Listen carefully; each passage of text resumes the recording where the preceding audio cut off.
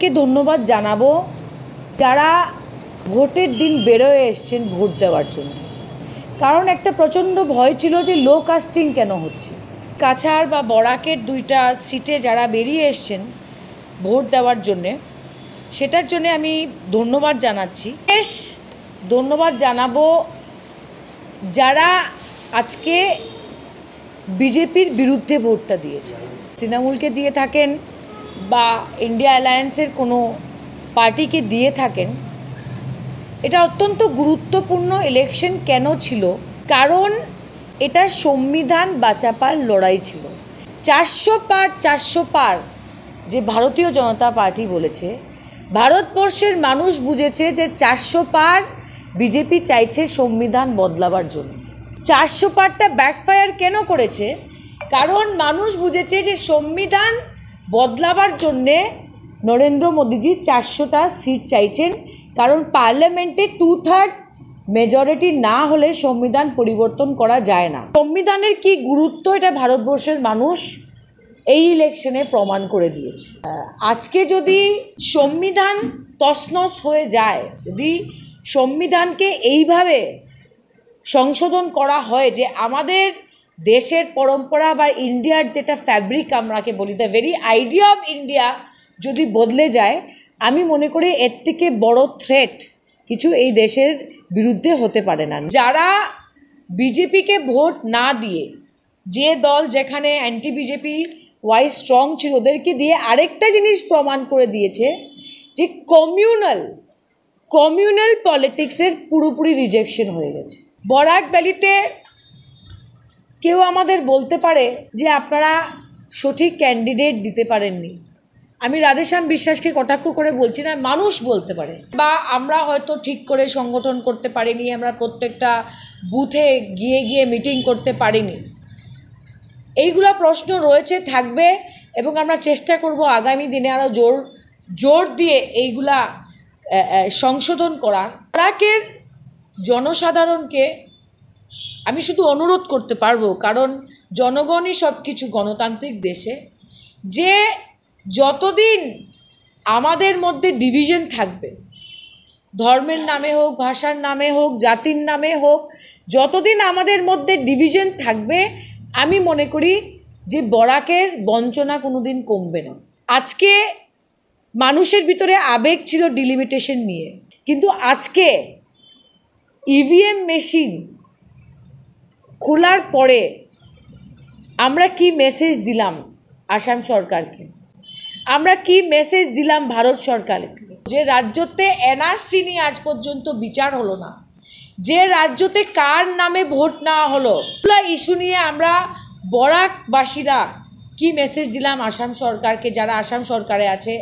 আমি আশা করছি যে এইগুলা ইস্যু নিয়ে আমাদের আরও ডিপলি এটা গ্রাসরুটে যেতে হবে। আজকে আসামের মুখ্যমন্ত্রীর কাছে মেসেজটা গেছে যে সংখ্যায় বিজেপি জিতে এসছে আর যেভাবে করিমগঞ্জে রেজাল্ট হয়েছে, যে বরাকের মানুষের ডিলিমিটেশন নিয়ে কোনো আবেগ নেই বা এনআরসি নিয়ে কোনো আবেগ নেই। আজকে বিজেপি জিতেছে, গণতান্ত্রিকভাবে ভোট হয়েছে, কিন্তু আমাদের যে মূল সমস্যাগুলা, যেইগুলো বিগত 20 বছর থেকে আমরা সমাধান করতে পারছি না, আমরা বুঝতে পারলাম না যে আমরা ভারতবর্ষের নাগরিক কি না। 14 জন এমপি আজকে আসাম থেকে গিয়ে পার্লামেন্টে বসবে, কিন্তু আমরা আজ পর্যন্ত জানি না যে কে ভারতবর্ষের নাগরিক আর কে ভারতবর্ষের নাগরিক না। সিএএতে যে মানুষরা অ্যাপ্লাই করবে, প্রথম তো মানুষকে বলতে হবে যে as per government who is foreigner and who is citizen. এটার সমাধানই হলো না, এনআরসি হলো না, তো কিভাবে কার ফর্ম মানুষ ভরতে যাবে? আজকে যাদেরকে নোটিশ দেওয়া হয়েছিল বা যারা এনআরসির বাইরে ছিল 19 লক্ষ মানুষ, ওরা তো অ্যাপিল করতে পারেনি। তো এই ফর্মটা, কার ফর্মটা ভরবে কে? ও নিজেই জানে না যে কোন সিস্টেমে ও গিয়ে বলবে।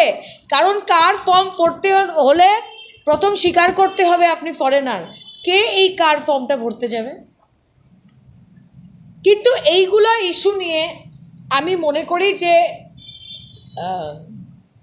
আমাদের একটা মেসেজ দেওয়া উচিত ছিল বিজেপি সরকারকে, যেটাতে আমরা বিফল হয়েছি। কিন্তু আমি ভোটারকে দোষ দিচ্ছি না, নিশ্চয়ই আমাদেরও কাজে ভুল ত্রুটি আছে। কিন্তু হ্যাঁ, আমি একটা কথা দিচ্ছি আপনাদের, যে তৃণমূল কংগ্রেসের পক্ষে থেকে আমরা মাঠে ছিলাম, আছি, থাকব, এবং যে যে ইস্যু এবং সমস্যা বরাকের জনসাধারণ ফেস করছে সেটা নিয়ে আমরা লড়াই করব, আন্দোলন করব, সরকারের উপরে চাপ সৃষ্টি করব। কিন্তু আমরা কিন্তু এনজিও না, আমাদেরও একটা ইচ্ছা থাকে যে বরাকের লড়াইটা লড়লে, ভোটের বাক্স খুললে জন্য আমরা সেটার একটা স্বীকৃতি পাই, এটার আশা একটা পলিটিক্যাল পার্টি রাখে। একটা জাতিকে ভালো না পেয়ে পোলারাইজেশনের ভোট যতদিন বরাকে হবে, আমি মনে করি যে বরাকের ডেভেলপমেন্ট নিয়ে কথা বলা মুশকিল হয়ে যায়। যে বরাকের 2টা সিট কমলো, দ্যাট টু করিমগঞ্জ থেকে কমলো। করিমগঞ্জে একটা সুবর্ণ সুযোগ ছিল করিমগঞ্জ লোকসভা সিটে, কিন্তু আমরা একটা মেসেজ দিতে পারলাম না যে আমাদের ভিতরে সিট কমার পরে একটা আবেগ আছে। আমাদেরকে বরাকের স্বার্থের চিন্তা করা উচিত। যে বরাকের যুব সমাজরা আজকে আনএমপ্লয়েড রয়েছে, কিন্তু আজকে বিজেপি যেভাবে বরাকের বাইরের থেকে ছেলেমেয়েদের এনে চাকরি দিয়েছে, আজকে কি বিজেপি আমাদেরকে ভয় পাবে? আজকে যদি বরাকের ছেলেমেয়েদের চাকরি না দেওয়া হয়, গ্রেড 3, গ্রেড 4, বিজেপি বলবে নো প্রবলেম, আমরা তো বরাকের 2টো সিটই জিতেছি। আমরা হেরেছি ঠিকই, আমরা এত কম ভোট পেয়েছি, কিন্তু প্রচারের সময় আমি কোনোখানে গিয়ে বা মমতাদি যখন এসেছিলেন শিলচরে, আমি মনে করি ভোট পাইনি, কিন্তু মানুষের ভালোবাসা নিশ্চয় পেয়েছি। বাইটাস ফর্মুলেশনের সৌজন্যে মাছ চাষে এক যুগান্তকারী পদক্ষেপ। মাছের ফিশারিতে গ্যাস না হওয়ার জন্য ব্যবহার করুন জিওজিন। জল পরিষ্কার করে পিএইচ ব্যালেন্স নিয়ন্ত্রণ রাখে। মাছের পোনা দ্রুত বৃদ্ধির জন্য ব্যবহার করুন ফিশ গ্রো। মাছের হজম শক্তি ও সৌন্দর্য এবং ওজন বৃদ্ধির জন্য ব্যবহার করুন ডিজিটল।